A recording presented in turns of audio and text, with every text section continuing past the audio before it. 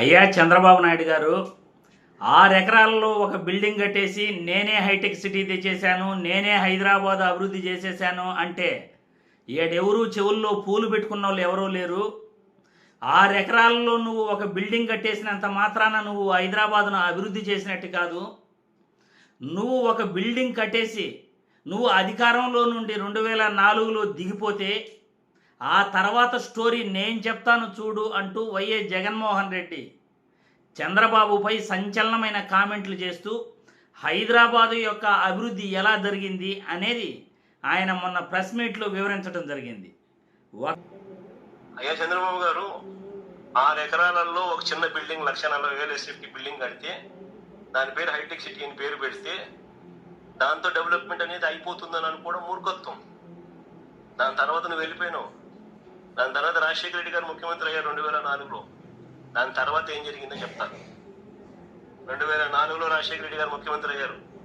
అయిన తర్వాత ORR phase 1, outer ring road phase 1 126 కిలోమీటర్లు started in 2006, completed in 2012. We changed the Hyderabad city. PV Narasimha Rao Expressway, 11.6 kilometers flyover, India's largest flyover, started in October 2005, completed 19th October 2009. Rajshekar Reddy garu hayamlo GMR International Airport, started March 2005, completed 23rd March 2008.